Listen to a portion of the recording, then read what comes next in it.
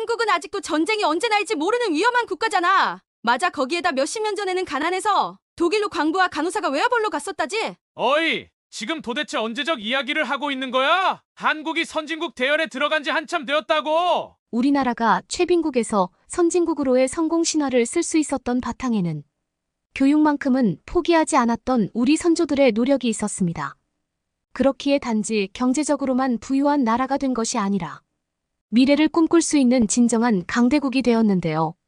오늘 소개해드릴 사연은 한국을 방문한 뒤에 한국의 놀라운 시민의식에 경외감을 느꼈다는 영국인 대학 교수의 경험담입니다. 한국을 보고 진정한 강대국이 무엇인지 알게 되었다고 하는데요. 과연 그에게는 무슨 일이 있었던 걸까요? 영국 대학 교수의 사연입니다. 감동시작 애청자 여러분, 영상 시작 전 좋아요와 불우이웃을 위해 끝까지 시청 부탁드립니다. 안녕하세요. 저는 영국인이고 런던의 명문대학 교수인 루카스입니다. 전공은 세계문화학이죠. 저는 현재 영국이 세계에서 가장 뛰어난 문화권을 형성하고 있다고 믿고 있었습니다. 하지만 강대국이라는 사실이 뛰어난 문화를 뜻하는 것은 아니더군요. 저는 한국이라는 나라를 가게 된 뒤에 진정으로 뛰어난 문화라는 게 무엇인지 몸소 체험할 수 있었습니다. 사람들이 어울려 살게 되면 문화를 형성해요. 그건 시민의식과도 직결되는 부분인데 그 의식들이 나라를 더욱 탄탄하게 발전시키기도 하고 패망의 길로 인도하기도 하죠. 많이 알고 있는 것처럼 영국은 민주주의의 대명사라고 불리고 있습니다. 짧은 역사를 지닌 나라지만 민주주의가 빠르게 정착할 수 있었던 건 시민의식이 한몫했다고 볼 수 있어요. 시민의식이란 사회적 참여와 개인의 책임감을 기반으로 하기 때문이죠. 시민들 자신이 권리와 의무를 이해하고 그들의 행동이 사회에 영향을 끼친다는 걸 인정한 뒤 움직이기에 가능했다고 전 생각해요. 그렇게 자부하며 살았습니다. 하지만 런던에서 지하철을 타고 이동하는 일이 생겼는데 소위 지식층에 속한다고 생각했던 저의 생각이 전혀 다르다는 걸 깨닫게 되었어요. 많이 배우거나 저처럼 상위권 계층에 속한 사람이 아니라면 영국은 생각보다 무질서한 부분이 있다는 걸 알게 되었기 때문입니다. 영국은 땅덩어리가 넓어 차를 타고 이동해야 하지만 도심에는 지하철이나 버스가 잘 되어 있어요. 물론 이런 이야기는 제가 직접 겪기 전까진 들었기에 그렇다고 알고 있고 그런 줄 믿고 있었습니다. 내가 사랑하는 영국이라는 나라는 충분히 그럴 수 있는 능력도 있고 그만큼 일처리도 합리적으로 하고 있었으니까요. 그러던 어느 날 지하철이 있는 도심으로 학회를 갈 일이 있었어요. 세미나는 다양한 곳에서 이루어지는데 주로 각 대학에서 하는 경우가 많지만 특별한 곳에서 다양한 사례들을 접하는 경우도 많죠. 그날도 그랬습니다. 그래서 숙소에서 차로 이동하는 게 아니라 지하철을 타고 목적지로 이동하기로 했어요. 그날 주제가 영국의 문화를 얼마나 알고 있는가였거든요. 문화라는 것 자체는 삶과 직결되어 있다고 생각했습니다. 그래서 발전된 도시의 지하철을 이용해 영국의 시민의식과 문화에 대해 논하고자 했어요. 사실 지하철을 타기 전까지 이런 걸 논할 가치가 있을까 싶었어요. 너무 뻔하다고 생각했죠. 하지만 저는 눈앞에 펼쳐진 광경을 보고 믿을 수 없었어요. 몇 계단 내려가지 않았는데 주변에 보이는 건 온통 쓰레기뿐이었거든요. 마치 청소를 며칠이나 하지 않은 것 같았어요. 그리고 알 수 없는 이상한 냄새들이 불쾌한 느낌을 주기 충분했죠. 저도 모르게 미간이 찌푸려지면서 주변을 곁눈질하기 시작했습니다. 지금 내가 보고 있는 상황들이 맞는지 궁금했거든요. 그리고 저만 이 상황이 믿어지지 않고 불편한지 알고 싶었습니다. 주위를 살펴본 결과 당황하고 이상하다고 느끼는 건 저뿐인 것 같았어요. 아무도 주위를 신경 쓰지 않았으니까요. 무엇보다 표를 끊으러 가기 전 이미 노숙자들이 신문지를 덮어쓰고 누워있는 모습들을 보며 상당히 무례하다는 인상을 받게 되었습니다. 여기는 공용 공간이니까 개인 공간이 아닐 뿐더러 영국인뿐만 아니라 영국에 여행 온 여행객들도 이용하는 곳인데 부끄럽지도 않은지 신문을 이불 삼아 누워있는 노숙자를 보니 영국의 시민의식이 걱정되었습니다. 불쾌하게 느껴졌던 감정은 그곳에서 만나는 사람들을 싫어하게 만들었어요. 하지만 슬프게도 그건 시작에 불과했죠. 지하철 내부로 들어갔을 땐 시민의식이 아니라 최소한 타인에 대한 배려조차 하지 않는 사람들을 보게 되었거든요. 함께 이용하는 공용 공간이지만 지하철. 문이 열리면 내리는 사람과 타려는 사람들이 맞물려 어깨를 부딪히고 위태롭게 탑승해야 했어요. 지하철 내부도 어지러운 건 마찬가지였습니다. 정리정돈이 안 된 것 같은 모습이었거든요. 사람들은 앉아있기도 하고 서있기도 했는데 다른 사람의 불편함은 아랑곳하지 않는 것 같았어요. 특히 앉아있는 사람들 중에는 옆 사람이 불편하든 말든 다리를 활짝 벌리고 앉아있는 사람들이 많았습니다. 한 사람당 앉을 수 있는 좌석이 정해져 있는데도 말이에요. 늘 자동차를 타고 이동하고 도심의 메인 거리 외에는 다녀본 적 없어서 이렇게 무질서한 모습을 정말 처음 보았습니다. 항상 영국은 발전된 나라로 높은 시민의식을 지녔다고 자부했어요. 그렇게 대학에서 가르쳤고 그런 사람들이 주위에 많았기 때문이죠. 하지만 그건 제가 사는 환경이 특수한 조건이었다는 걸 이제 깨닫게 되었습니다. 연신 TV에서 말하는 사회 문제들이 단지 작은 문제를 부풀려 말하는 거라 생각했거든요. TV는 사람들을 선동하는 도구 중 하나일 뿐이니까요. 물론 영국 내 언론이 다른 나라. 언론보다 정확하고 사실을 말한다는 건 동의해요. 단지 내가 직접 경험했던 부분에서만 믿고 싶었던 거죠. 영국 내 실상을 직접 접하기 전까지는 말입니다. 너무 뻔하고 재미없을 것 같은 그날의 세미나는 열띤 토론을 하며 영국이 앞으로 가야 할 길, 시민의식이 높아질 수 있는 방법, 교육에 대한 필요성 등으로 다양한 해결책이 제시되었어요. 영국 내 교육열은 생각보다 높지 않거든요. 인구수에 비교하면요, 나라에서 주는 혜택도 많아 먹고 사는데 크게 불편하지 않으면 굳이 배울 필요성을 느끼지 못하는 사람들도 여전히 존재해요. 배움이라는 게 더 나은 삶으로의 수단이 되는 건 분명하지만 더 나은 사람이 되도록 만든다는 건 전혀 고려하지 않는 거죠. 제가 살아온 삶이 너무 좁았다는 새로운 시각을 선사한 세미나의 2부는 한국 서울에서 진행된다고 했습니다.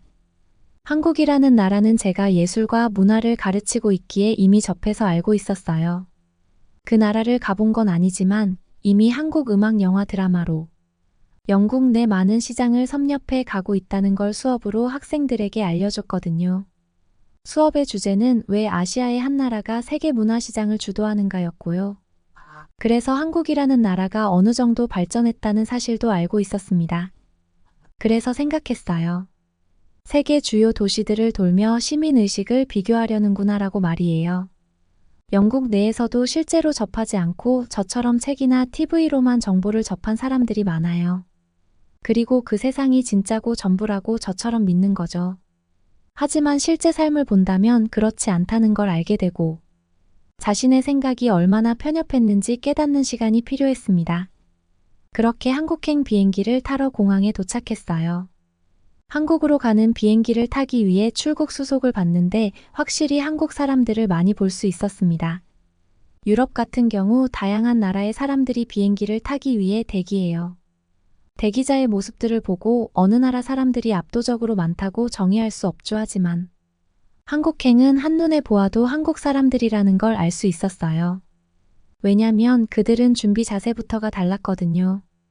자기 차례가 아닌데도 한 손에 여권과 비행기표를 들고 빠르게 수속을 마칠 준비를 했습니다.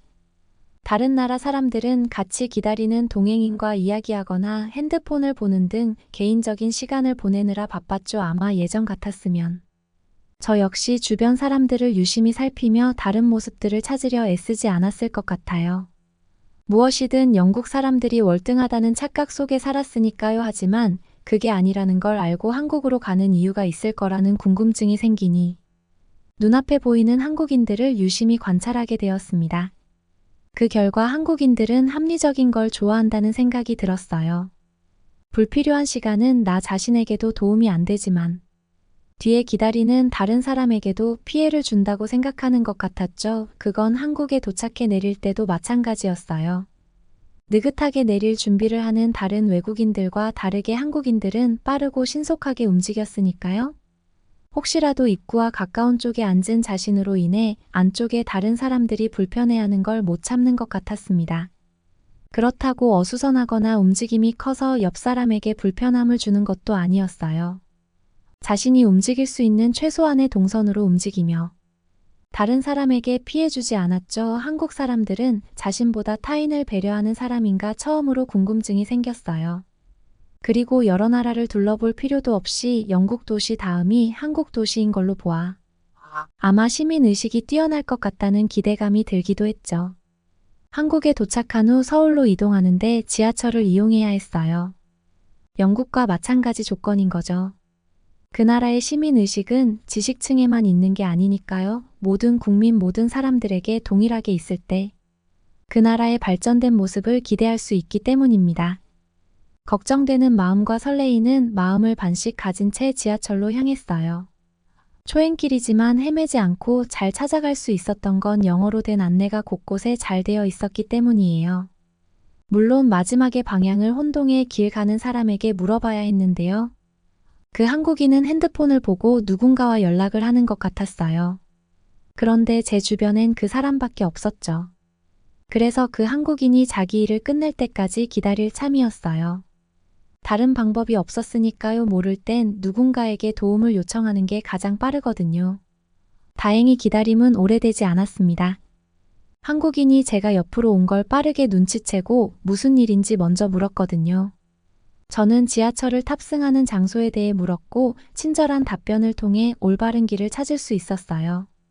그리고 지하철에 탑승했는데 깜짝 놀라고 말았습니다. 청결했거든요.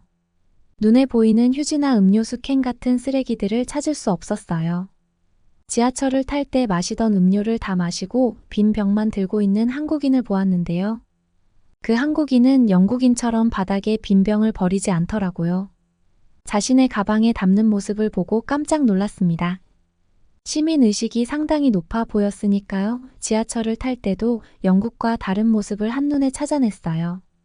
탑승하려는 문 양쪽으로 화살표가 있었는데 탑승자는 그 선에 따라 줄을 서야 했거든요. 지하철이 도착하자 한국인들은 먼저 타려고 밀지 않았습니다. 내리는 사람들이 안전하게 모두 내린 다음에서야 줄을 선 차례대로 안전하게 탑승했죠. 많이 돌아다니지 않았어요.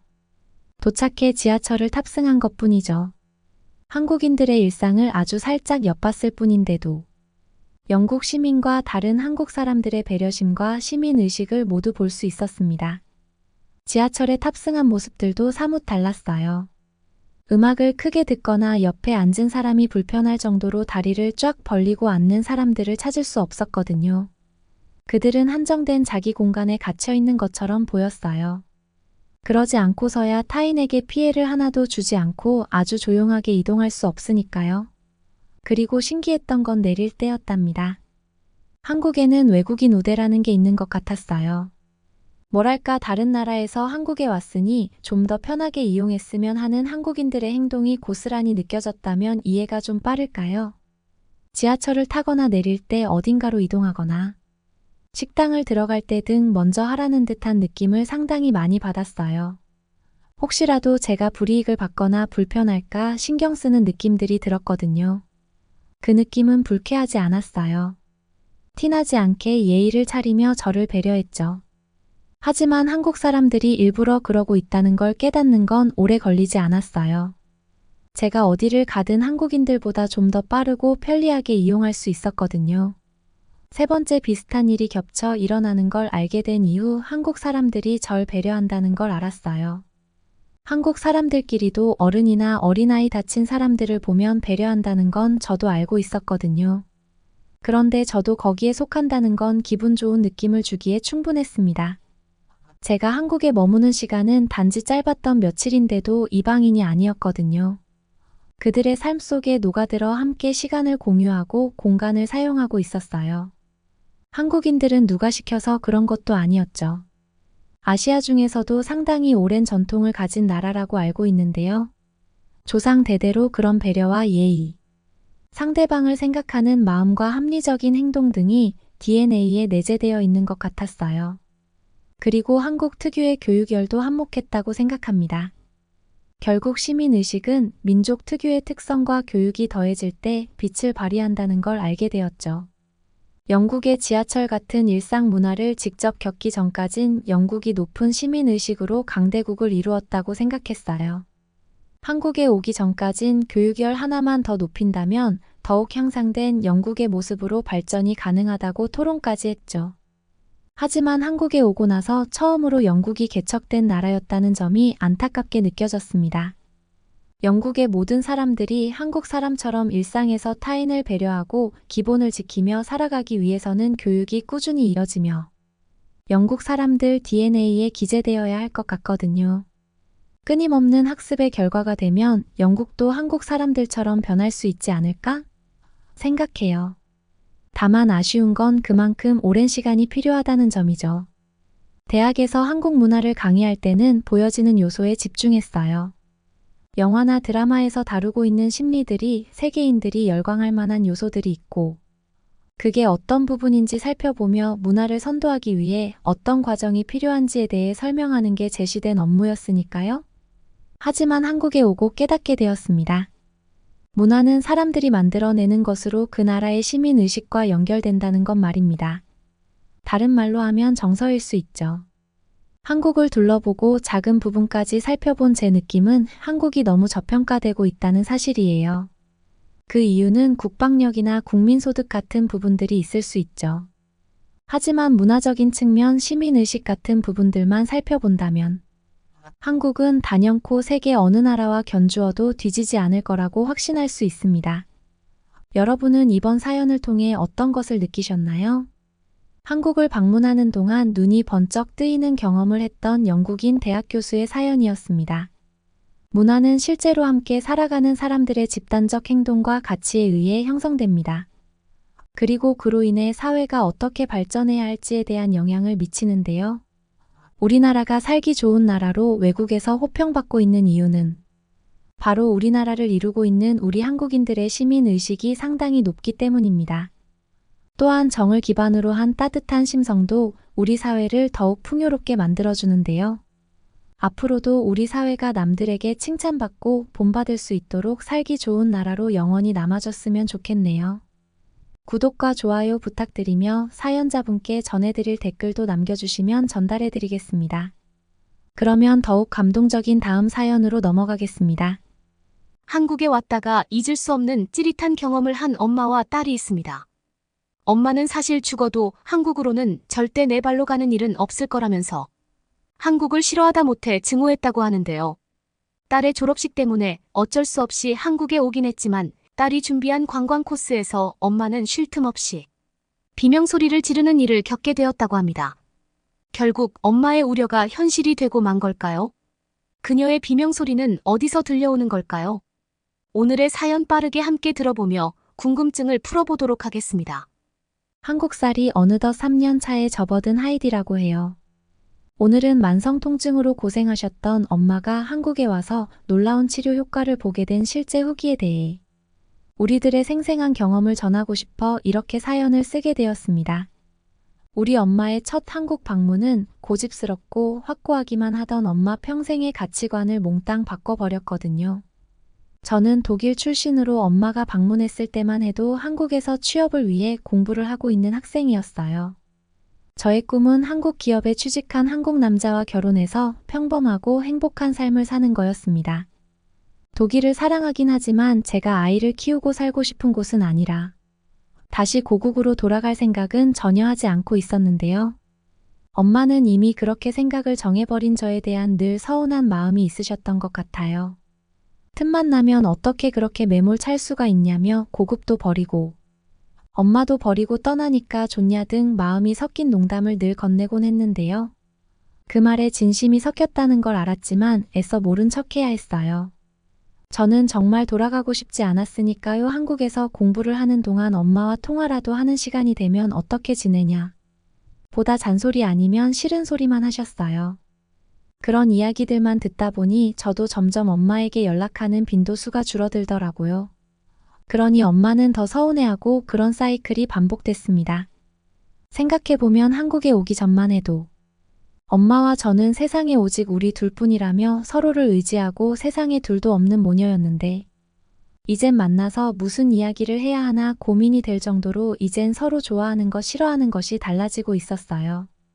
사람은 공통 분모가 있어야 대화를 하고 공감을 하는 접점이 되곤 하잖아요. 엄마는 무조건 저랑 반대여서 저에게 너는 정말 너 아빠랑 많이 닮았다는 소리를 하곤 하셨는데 저는 그게 얼마나 좋지 않은 말이라는 건지 알고 있었거든요. 엄마는 특히 아빠 성격이 너무 징그럽고 싫어서 헤어지게 됐다고 했는데 저에게 그 성격을 닮았다고 하는 건 무슨 말인지 설명을 안 해줘도 어떤 의미인지 알 수 있었죠. 그래도 엄마는 저에게 항상 1순위로 중요하고 감사한 사람이에요. 엄마 덕분에 여유롭진 않지만 평범하게 잘 자랄 수 있었고 얼마나 진심을 다해 저를 키워줬는지 아니까요. 엄마는 식당에서 하루 종일 요리를 하고 저녁에는 세무사 일을 재택으로 병행해 가며 투잡으로 저를 키우고 양육하는데 최선을 다한 슈퍼맘이셨죠. 요리를 업으로 한다는 건 하루 종일 무거운 주방 장비들을 흔들고 재료를 손질해야 하는 아주 험하고 고단한 일이었어요. 엄마는 하루에도 수없이 많은 접시를 요리하느라 워그 흔드는 행동을 반복해야 했고 일이 끝나고 집에 오면 손목 통증으로 많이 힘들어 하셨어요. 요리는 손목과 허리와 어깨를 다리까지 몸 전체 모두를 써야 하는 일이기 때문에 쉽지 않은 일이잖아요. 거기서 끝나는 게 아니었죠. 요리 일이 끝나고 나면 저를 다 케어해주고 집안일과 병행하며 집에서 세무일이 시작됐죠. 세무 관련 일은 엄마가 모니터 세대를 뚫어지게 보며 무언가를 수없이 입력해야 하는 타자 소리만큼이나 엄마의 몸은 정말 쉴 틈 없이 움직였는데요. 거기에 저를 씻기고 먹이고 빨래 청소에 엄마는 정말 쉴 틈 없이 바쁘고 힘들었겠구나. 이 글을 쓰면서 새삼 한 번 더 돌아보고 생각하게 되네요. 저녁마다 통증 때문에 힘들어하셨던 엄마가 떠올라요. 여기저기 아프지 않은 곳이 없던 엄마의 모습도 눈에 선하죠. 어떤 날에는 목을 돌리지 못할 때도 있었고 팔이 저려 양치조차도 못할 정도 통증이 지속되기도 했던 엄마는 저를 먹여 살리기 위해 일을 그만두실 수도 없었고 엄마의 통증들은 갈수록 점점 더 커져 숙면도 방해하게 됐어요. 그 결과 엄마는 만성 통증과 염증은 물론 불면증까지 달고 사는 사람이 되었죠. 엄마의 소원은 단 하루만이라도 남들처럼 편하게 푹 자는 것이라고 하실 만큼 심한 고통을 겪으셨어요. 그 당시 저는 엄마에게 해줄 수 있는 건 고작 괜찮냐는 걱정이나 엄마 대신 집안일을 도우는 것뿐이었어요. 병원을 다녀보라고 했지만 엄마는 병원비가 얼만지 아냐고 하시면서 그리고 가봐도 똑같다고 가길 꺼려 하셨어요. 저는 이 문제를 꼭 해결해주고 싶었어요. 그런데 뭐 아는 게 없으니 막막하기만 했죠. 해결할 수 있는 방법이 있는 게 아니라 막막하기만 했죠. 그래서 저는 엄마를 더 이상 고생시키고 싶지 않은 마음에 좋은 직장을 빨리 구해서 돈도 많이 벌고 엄마를 모시고 한국에서 함께 살고 싶은 마음이 커졌습니다. 그래서 방학이 돼도 집에도 잘 가지 않았는데요. 그 기간에 빨리 한국에서 경험을 쌓아두고 취업을 하기 위한 준비를 하는데 최선을 다했거든요. 엄마는 그런 제 마음도 몰라주고 무슨 한국에 간 뒤 그렇게 매정해졌냐면서 엄청 짜증을 내곤 하셨죠. 엄마의 짜증이 날이 갈수록 심해지고 있다는 게 느껴졌죠. 평소에는 그래도 애정 어린 잔소리의 느낌이었다면 자주 화를 내고 수시로 기분이 변하는 느낌이었죠. 그러다 이제 제가 학교를 졸업할 때가 되었어요.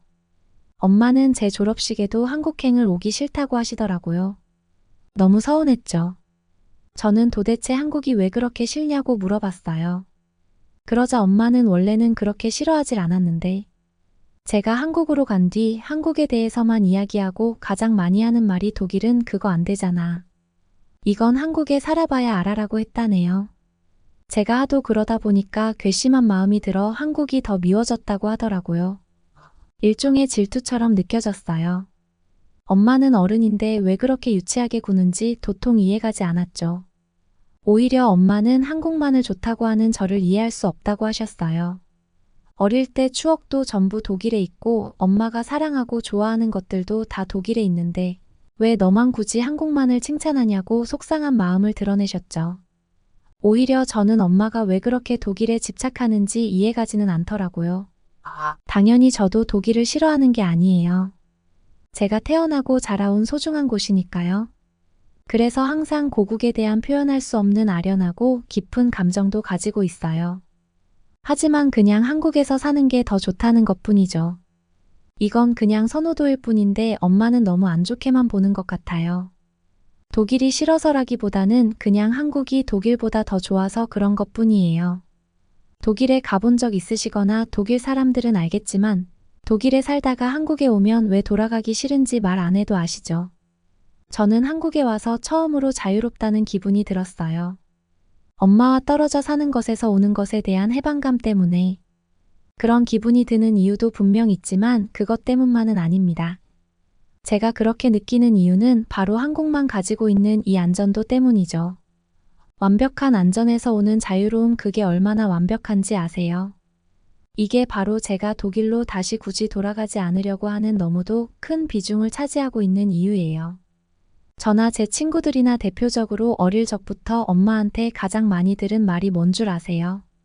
그건 바로 조심해라, 주의해라였어요. 어릴 때부터 경계하는 게 습관이 되어 자라난다는 건 단순히 산책하는 것도 완벽히 안전하다는 생각을 갖지 못하게 했어요.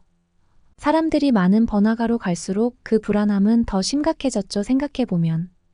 그땐 혼자 어딜 가더라도 마음이 편하게 돌아다녔던 날이 단 하루도 없었던 것 같아요.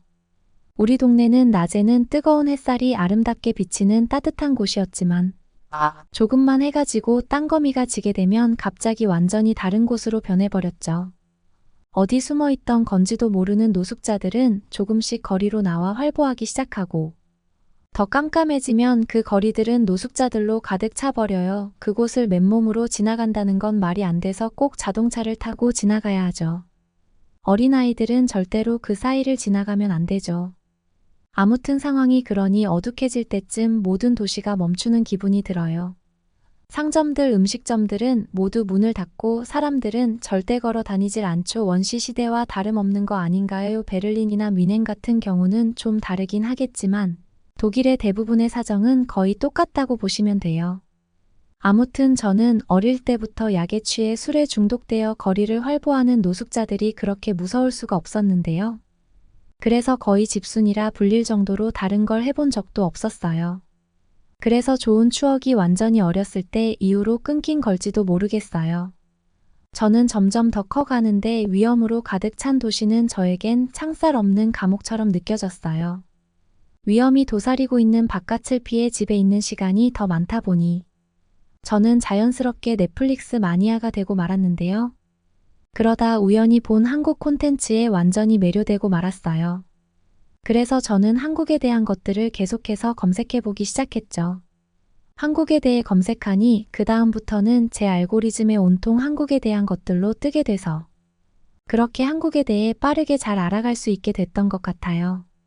한국의 도시, 역사, 패션, 스타들, 노래, 춤, 메이크업까지 모든 것이 저의 심장을 콩닥거리게 했고 한국의 모든 것은 로망처럼 느껴지기 시작했죠. 이게 제가 한국으로 공부를 하기 위해 학교를 오게 된 이유고 제 선택은 탁월했다고 생각해요. 그 결과 저는 우수한 실력으로 졸업식을 앞두게 되었으니까요. 한국으로 오는 데는 분명 엄마의 도움이 컸어요. 엄마가 아니었다면 오지 못했을 거예요. 그래서 그건 저에게 더 열심히 하는 이유가 되기도 했습니다. 그래서 저는 그저 엄마가 주는 돈만 받아 생활할 순 없다고 판단하고 독일 국적인 제가 할 수 있는 경제활동은 거의 다 해본 것 같아요. 그 중에서도 가장 많은 돈을 벌 수 있었던 일이 있었는데요.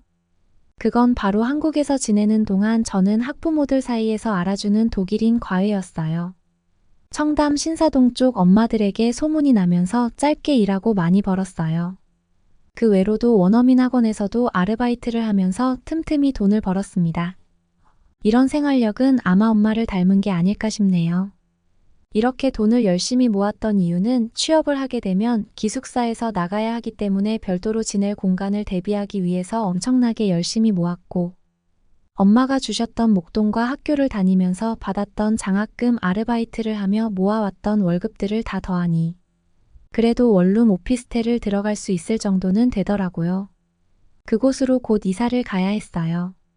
다행히 제가 가고 싶은 회사의 서류 전형은 무사히 통과했고 곧 1차 면접이 남은 상황이었거든요.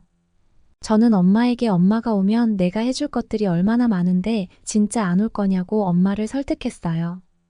엄마가 맞이하기 위한 모든 준비가 순조롭게 됐고 엄마가 한국을 조금이라도 좋아할 수 있도록 하는 다양한 계획을 철저하게 짜고 엄마가 오기를 기다렸죠. 결국 엄마는 한국에 오시게 되었어요. 오실 때까지 그다지 설레어 보이지 않았지만 하나밖에 없는 딸 졸업식을 위해서 오시는 거라는 걸 알았어요. 2년 만에 엄마를 보는 거였습니다. 오랜만에 엄마를 볼 생각에 그동안 엄마랑 싸웠던 것들에 대한 기억보다 그냥 보고 싶다는 마음만 들더라고요. 드디어 저 멀리 입국하는 사람들이 나오는 출입구의 자동문이 열렸고 그리웠던 엄마의 모습이 보였습니다. 엄마, 저는 힘차게 엄마를 부르고 달려가 엄마를 와락 안았죠. 엄마도 저를 꽉 안아줬어요. 오랜만에 보니까 너무 좋더라고요. 다 컸다고 생각했는데 엄마만 보면 다시 어린아이가 되는 저였습니다. 제가 엄마에게 카페로 오자고 한 이유는 아무래도 이상한 엄마의 행동들 때문이었어요. 한국에 오는 길이 짜증난다고 화를 냈다가 또 소녀처럼 기분이 좋아졌다가 것 같은 마음으로 바뀌게 됐어요. 엄마의 캐리어를 받아서 내가 들어주겠다고 하며 비행은 어땠는지 물었어요. 그러자 엄마는 특유의 짜증톤으로 또 바뀌더니 한국으로 오는 길이 너무 길고 피곤하고 힘들었다며 툴툴거리기 시작했습니다. 저는 아무래도 엄마가 좀 이상해서 우선 카페로 가서 음료 한 잔 먹고 출발하자고 했죠. 식당 쪽으로 가면서 엄마는 한국 내부 공항이 얼마나 큰지 느끼셨죠. 그러면서 이 수많은 식당들이 있는 게 공항이 맞냐고 하셨어요. 엄마가 출발해온 공항도 전 세계에서 내로라 할 만큼 큰 베를린 공항이었지만 한국 공항 같은 시설은 전혀 없고 한국 공항에 있는 서비스 시설의 10분의 1 정도가 있을까? 말까거든요. 거긴 그냥 운송항공을 타는 곳 정도로만 쓰이는 역할을 하는 기분이거든요. 그런데 한국 공항은 대체 이게 말이 되냐며 엄마가 연신 놀라셨어요. 엄마는 한국에 대한 콘텐츠를 본 적도 없고 볼 시간도 없었으니까 한국이라는 나라에 대해 전자제품이나 대기업 몇 개 빼곤 전혀 모르셨어요. 한국이 어떻게 생겼는지, 사람들이 어떻게 살고 있는지, 한국의 장점은 무엇인지 같은 건 당연히 알지 못했죠. 엄마는 한국이 원래 이 정도로 잘 사는 나라였냐며 기분이 좋아지셨어요. 기분이 좋아진 엄마를 보자 뿌듯하더라고요. 우리는 카페에 들어가 출출함을 달랠 만한 간단한 음식과 음료를 시키고 테이블에 앉았습니다. 앉아서 음식을 기다리는데 청소를 하며 움직이는 로봇을 보며 믿기지 않는다고 하셨죠. 쉴 틈도 없이 우리 음식을 배달해주는 서빙 로봇도 엄마. 앞으로 도착을 하고 나니 엄마는 정말 경악을 하시더라고요. 흥분했다가 순식간에 어떻게 기분이 이렇게 널뛸 수 있는지 이상해서 엄마에게 무슨 일이 있냐고, 왜 요새 화를 이렇게 잘 내는지 물었더니 엄마는 사실 요새 극심한 불면증과 동반에 갱년기까지 오면서 호르몬제까지 먹고 있다고 하셨어요.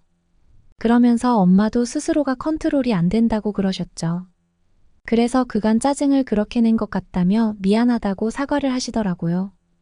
저는 제가 엄마를 돌보지 못하던 날 동안 엄마는 다른 힘든 것들에 시달렸겠구나 하는 생각이 들면서 반성과 함께 너무 미안하더라고요.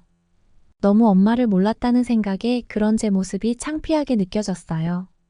엄마를 위해 같이 살려고 열심히 산다고 생각했지만 그건 사실 저 스스로만 좋으려 한 행동인 것 같았어요. 엄마에게는 저의 관심이 더 필요했을지 모르겠더라고요. 저는 엄마에게 빨리 움직이자며 내가 준비한 일정을 다 보려면 시간이 없다고 했죠. 엄마한테 한국에 대해 한 번에 많은 모습을 보여주고 싶었는데 어떤 방법이 좋을까? 생각하다 떠올린 건 바로 지하철이었어요. 독일에서 온 사람이라면 무조건 가장 부러워할 부분이 한국의 지하철 시스템이거든요. 엄마 캐리어는 공항에 짐 배달 서비스로 신청을 해두고 가벼운 몸으로 지하철 여정을 시작했습니다. 엄마는 지하철 내부로 함께 걸으면서 내부의 쾌적한 모습과 설비, 장애인이나 노년층 임산부 아이들을 위해 있는 시설들이 계속 있는 걸 보고 상당히 인상적이게 생각하시더라고요. 그리고 한국의 노선표를 보고서 무슨 거미줄처럼 이렇게 많은 곳을 지하철이 연결하고 있는 게 맞냐며 신기해하셨어요. 개찰구를 지나 플랫폼으로 내려가자 설치되어 있는 스크린 도어에 이렇게 안전할 수가 있냐며 엄마는 연신 감탄의 소리만 냈죠. 그러던 중 엄마는 왜 한국 사람들은 모두 휴대폰만 보고 있냐고 물었어요. 이건 독일과 정말 다른 모습이라서 그런 것 같아요. 휴대폰이 통신이 안 되니까. 지하철에서는 휴대폰을 넣어두는 게 대부분인데 한국 사람들은 영화, 게임, 드라마, 유튜브, SNS 등 모든 걸 아무렇지도 않게 사용했으니까요. 지하철을 타고 향하면서 보이는 한강에 엄마는 감탄을 하셨죠. 소녀처럼 좋아하는 엄마를 보면서 이상한 기분이 들더라고요. 이렇게 좋아하는데 그동안 나는 왜 엄마를 모시고 그 어떤 것들도 하지 못했을까? 하는 생각에 미안한 마음이 들었어요. 제가 준비한 첫 경험은 한국의 한의원 체험이었어요. 저는 엄마를 떠올리면 늘 아파하던 모습이 생각나 그걸 어떻게든 해결해주고 싶었거든요. 제가 준비한 이벤트가 엄마가 좋아할까 걱정되긴 했지만 제가 아는 엄마라면 분명히 좋아할 거라 확신했죠. 제가 한의원으로 택한 데는 이유가 있었는데요. 저는 친구들과 대학교에서 취미로 춤을 배우는데 그날은 피곤해서 그런지 배우다가 갑자기 발목이 돌아가면서 넘어지게 됐어요. 뼈가 다친 건 아니었는데 마치 그 정도의 고통이 느껴졌죠. 그 때문에 정형외과에서 아주 오랜 기간 치료를 다닌 적이 있어요. 아마 이 이야기에 대해서는 엄마는 전혀 몰랐을 거예요. 엄마 앞에서 절대로 걱정될 만한 이야기를 하지 않으니까요. 아무튼 그렇게 저는 긴 기간 정형외과 치료를 받고 아르바이트와 학교를 잘 병행하고 있는데 조금 무리했다 싶었던 날 갑자기 발목이 푸르댕댕하게 바뀌더니 극심한 고통이 시작됐죠. 이런 일은 계속 반복됐어요. 분명히 병원에서는 아무런 문제도 없는 것 같다고 하며 통증 주사를 놔주기만 했어요. 그런데 조금만 무리해도 같은 일이 반복되어서 답답해 미치겠더라고요. 그래서 엑스레이와 CT까지 전부 다 찍기도 했는데 도통 이유를 찾을 수가 없었죠. 그때 친구에게 추천받은 곳이 바로 한의원 치료였습니다. 한국식 침술과 찜질 등 여러 가지 한의학 치료를 하면서 2달 만에 그간 정형외과를 반년 넘게 다닌 것보다 훨씬 더 좋아짐을 느꼈어요. 이젠 제 몸이 힘들어도 발목이 부풀어 오르지도 않아요. 한의사 선생님께서 발목이 다쳤다고 해서 발목만 치료해서 되는 것이 아니라 우리 몸은 모두가 연결되어 있어서 이어져 있는 많은 곳들과 혈까지 치료해야 한다고 했어요. 처음엔 저도 이게 무슨 말도 안 되는 소리인가 싶었지만 갈수록 한의원의 치료가 저에게 딱 맞았고 정형외과의 치료와는 완전히 다르다는 느낌을 받았어요. 저는 그 경험을 하면서 엄마가 곧장 떠올랐죠. 엄마에게 한의원이라는 곳을 갈 거라고 했어요. 오랜 시간 비행을 하고 왔으니 좋을 거라며 추천을 해줬더니 의외로 엄마는 무척 좋아하시는 거예요. 한번 꼭 해보고 싶었다고 독일에서 봤는데 엄두를 못 냈다면서요. 그런데 진짜여도 괜찮겠냐며 저를 걱정하기 시작했죠. 왜냐면 독일에서도 침술이나 한의학 같은 게 있는데 한의학은 의술이라고 생각하질 않아요. 그래서 의료로 구분이 안 되기 때문에 보험 처리가 안 되죠. 그래서 침술 한 번 맞는 데만 싸게는 50만 원 정도에서 비싸게는 100만 원 이내 정도예요. 단 한 번 하는데 말이죠. 그런 가격을 가지고 있는 곳이다. 보니까 엄마가 걱정하기 시작한 거죠. 저는 한국은 다 보험이 되니까 걱정할 필요가 전혀 없다고 말해줬고 한국은 한의원도 다른 병원처럼 사람들이 아주 많이 이용하는 대중적인 의료 시스템 중 하나라고 설명하며 길을 걸었죠. 그렇게 오랜만에 한의원에 도착할 수 있었어요. 엄마의 개인정보를 적어 오늘은 제가 아니라 엄마를 접수하게 됐어요. 이곳은 원래도 잠실에서 아주 유명한 한의원으로 소문나 저도 그 소문을 듣고 친구를 통해 온 거였는데 지금은 제가 다닐 때보다 더 소문이 났는지 이제는 번호표를 뽑고 대기해야 선생님을 볼 수 있다고 했어요. 그런데 엄마 쪽을 보니 방금까지 설레어하던 표정은 어딜 가고 인상을 팍 쓰고 계시더라고요. 한의원 안에 들어가자 다양한 약재가 구비되어 있는 약재에서 풍겨오는 한의원 특유의 냄새 때문이었죠. 엄마는 도대체 이게 무슨 냄새야 이런 곳을 가야 해라며 불안해하셨어요. 저는 엄마에게 이건 약재 냄새고 몸이 좋은 것들이니 걱정하지 말라며 엄마를 안심시켰죠. 그걸 보니까 엄마와 제 입장이 순간 바뀌어버린 것 같아 웃음이 풋하고 나더라고요. 그렇게 드디어 우리 차례가 되어 들어가게 되었어요. 한의사 선생님은 저를 반갑게 맞아주셨어요. 저는 엄마가 한국어를 잘 못하시니까 제가 통역을 좀 해도 되겠느냐 물었는데 선생님이 괜찮다며 유창한 영어로 선생님이 엄마에게 어디가 불편하시냐고 묻더라고요. 엄마는 목에서 연결되는 어깨와 손목 터널 증후군을 가져서 힘들다라고 이야기했어요. 그 뒤 선생님은 목 뒤 어깨에서 어떤 부분을 꾹꾹 눌렀어요. 그러자 엄마는 악소리를 지르며 고통스러워하셨죠. 선생님은 심각한 상태라고 하셨어요. 왜 참았냐고 그러면서요. 엄마는 독일에 병원을 가봤지만 독일은 아프다고 하면 먹는 약으로 더 많이 개수를 늘릴 뿐이지. 다른 어떤 것들도 해주지 않는다며 마치 자판기와 이야기하는 것 같은 느낌이라고 하시더군요. 방금 들어올 때 저를 보고 환하게 웃어주며 인사해줬는데 독일은 그런 건 한 번도 느껴보지 못했다며 솔직히 독일 병원 시스템에 대해 이야기를 하셨어요. 선생님은 아무래도 그럼 여기도 아프실 것 같은데요? 하면서 엄마에게 엎드려 보라고 하더니 엉덩이 쪽에 양 사이드를 꾹 누르셨어요. 엄마는 미친 듯한 고통을 담은 소리를 지르기 시작했죠. 선생님은 지금 가장 문제가 되는 건 골반이라. 여기를 먼저 고쳐야 다른 부분도 나을 수 있다는 이야기를 하셨는데요. 엄마는 아픈지 표정을 심하게 찡그리면서 쓱 하는 참는 소리를 냈어요.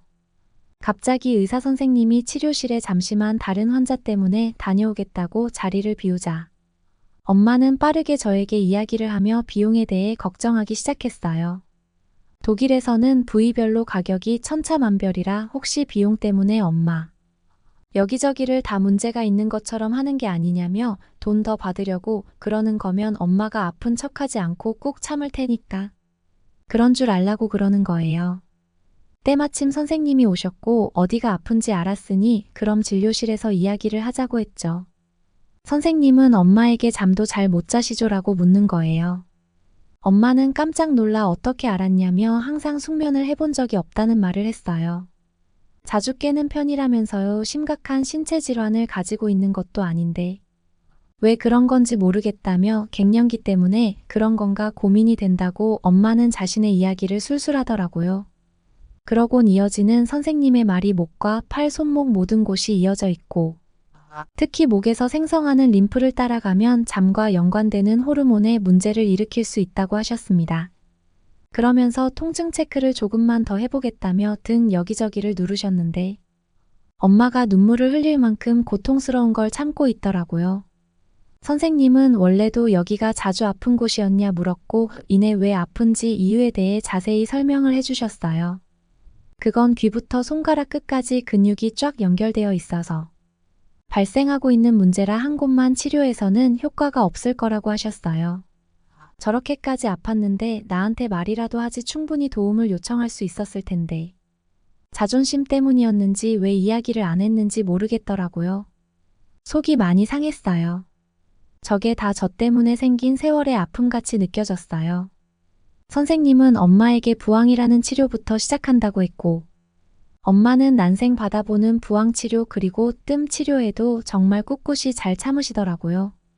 저는 처음에 저걸 했을 때 기절할 것처럼 우두방정을 떨었던 적이었는데 엄마는 아픔을 정말 늘 참아오던 사람이라는 게 거기서 또 새삼 느껴졌죠.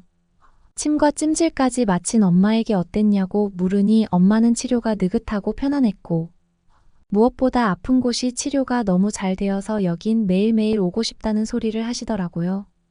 특이 나올 때 선생님이 통증에 좋은 자세와 마사지까지 자세하게 시범까지 보여주며 알려주셨다고 한의원에 완전히 반해버리셨어요. 독일 병원은 절대로 그런 경우가 없거든요. 딱 약만 주고 다음 환자 들어오세요 라는 말을 하는데 한국은 진심으로 환자 한 명 한 명을 대하는 것 같다며 너무 큰 감동을 받으셨어요. 계산할 때가 되자 엄마는 엄마가 너무 여러 개 시술을 받아서 어떡하냐며 계속 초조해했죠. 과잉 진료 사기를 당한 거면 어떻게 하냐면서요 하지만 10만 원도 안 나온 걸 보고 엄마는 영수증을 보고 또 보시더라고요. 한의원에 대해 제가 한 말이 진짜였다는 걸 확인한 이후 엄마는 한국에 있는 동안 정말 매일매일을 한의원에 나와 목도 교정하고 다리 비대칭도 교정하는 등 완전히 한의학에 반해버렸어요. 정말 신기한 건 한의원에서 몸을 릴렉스 시켜주고 찜질도 자주 해줘서 그런 건지 아니면 매일 차를 타고 다녔던 독일이 아니라 대중교통을 이용하며 수다 떨며 걷는 시간이 많아져서인지 엄마는 저녁마다 눕기만 하면 바로 1시간에서 2시간은 쭉 잠드셨어요. 엄마가 이런 개운한 기분이 너무 오랜만이라며 한국에서의 생활을 저만큼이나 좋아하시게 됐죠. 드디어 졸업식도 하고 엄마와는 한국에서 못 해본 것들을 계속해서 해나갔어요. 둘이서 한 번도 못 해본 게 아직도 그렇게나 많더라고요. 서울역에서 기차를 타고 엄마와 단둘이 기차 여행도 부산으로 떠나봤어요. 잠깐 잠이 들어도 아무도 우리 근처에 오거나 물건을 탐내는 사건도 없는 걸 보고 엄마는 한국을 왜 좋아하는지 알 것 같다는 말을 하셨어요. 엄마랑 둘이 여행을 간 그 기간은 저와 엄마에게 절대 잊을 수 없는 추억으로 남게 되었습니다. 독일에서는 이렇게 여자 둘이서 여행을 한국처럼 편하게 다닐 수 없으니까요. 오직 한국이어서만 할 수 있는 것들이 있는데 엄마가 한국의 진가를 이번 여행을 통해 알길 바랬어요. 이번 시간은 엄마와 그 여행을 통해 그동안 응어리졌던 많은 것들을 해소하는 아주 소중한 경험이 되었던 것 같아요. 우리는 부산에 도착했어요. 저도 부산으로의 여행은 처음이라 너무 떨리고 좋더라고요. 우리는 해운대 앞 숙소를 잡았기 짐을 두고 해운대를 구경했는데 신기한 일이 있었어요. 부산에 놀러온 외국인들이 너무 많은 거예요. 바다 앞에 앉아있는 대부분이 외국인들이었어요. 저는 신기해서 여행으로 온 거냐 여기서 사는 거냐 물었더니 대부분 여행객들이더라고요. 그중 한 명은 부산이 너무 아름다워 1년을 살 결심을 했다고 했죠. 지금까지 여행해 본 도시 중에 부산이 최고 아름답다며 오늘 부산에 온 저희들에게 갈 곳들을 추천해 줬어요. 그들은 부산 사람들이 착하고 친절해서 좋고 특히 분위기도 음식도 끝내준다고 하더라고요. 그녀들은 헝가리 사람들인데 특히 헝가리는 음식이 특별히 맛있는 게 없고 바다가 없는데 완전 반대인 부산은 모든 게 완벽하다고 했죠. 특히 국밥이라는 게 있으니 꼭 먹어보라고 했어요. 부산에서는 국밥이라는 걸 꼭 먹어봐야 한다면서 강조했죠. 저는 원래 국밥을 좋아해서 가보고 싶었지만 문제는 엄마였어요. 엄마가 요리를 하는 분이라서 음식을 먹는 게 까다로웠으니까요. 그래도 여기까지 왔으면 가장 유명한 음식들을 먹어봐야겠다는 생각에 엄마에게 부산에 오면 꼭 먹어야 하는 음식이 있다며 엄마를 모시고 가장 유명한 국밥집으로 향했어요. 그 앞에 도착하니 이미 많은 외국인들과 한국인들이 줄을 쫙 서서 있더라고요. 엄마는 도대체 어떤 맛집이길래 이렇게 외국인들까지 쭉 서 있냐며 기대하셨어요. 요리에 대해 상당히 관심이 많으셨으니까요. 드디어 우리 차례가 되고 안으로 들어가니 국밥집 내부에는 여자들보다 남자들이 엄청 많더라고요. 벽면에는 수많은 유명 인사들이 온 쌓인 흔적이 보였습니다. 50년 전통의 국밥집이라더니 얼마나 맛있을지 기대가 됐어요. 저는 사인들을 가리키며 엄마에게 저 유명인들이 다 왔다 간 거라고 설명해주며 오늘 먹을 국밥에 대해서도 설명해줬죠. 엄마는 제 설명을 들으며 좀 먹기 싫다고 말하셨어요. 그러곤 보글보글 끓는 뚝배기에 곧 우리의 국밥이 나오고 말았는데요. 엄마는 도대체 사람이 이 뜨거운 온도를 어떻게 삼킬 수 있는 거냐며 국 위에 둥둥 떠다니는 것들은 뭐냐며 의심의 눈초리로 숟가락을 통해 안을 휘휘 저었죠. 그러면서 엄마의 관심은 온통 뚝배기였는데요. 거의 다 먹은 사람들이 뚝배기 각도를 조절해서 먹는 걸 보면서 저건 뭐냐며 계속 신기해하셨죠. 저는 엄마에게 그냥 먹어보라고 정말 맛있다며 말해줬어요. 저는 국물부터 한술 떠서 먹었고 와, 그 맛은 정말 지친 몸을 녹여주는 뜨끈한 국물은 정말 환상적인 맛이었는데요. 엄마는 머뭇거리며 계속 먹지 못하고 있자 옆 테이블의 한 한국인 중년 남성분께서 영어로 후회하지 않는 맛일 거라 장담해요. 겁내지 마세요 라며 엄마를 응원해줬어요. 엄마는 부끄러운지 미소를 살짝 짓고는 그렇게 국밥을 완전 다 먹어버리고 말았습니다. 엄마는 도대체 이게 무슨 마법의 스프냐며 그 맛에 만드는 레시피를 궁금해하실 정도였어요. 이어지는 우리 일정으로 감천문화마을에도 가고 전통시장들에도 가보면서 호떡도 먹어보고 엄마와 완전히 행복한 시간을 보냈는데요. 매일 그렇게 걷고 또 걸으니 엄마는 눈에 띄게 불면증이 줄어들었고 활기차지고 기분 변화가 예전처럼 심하지도 않았어요.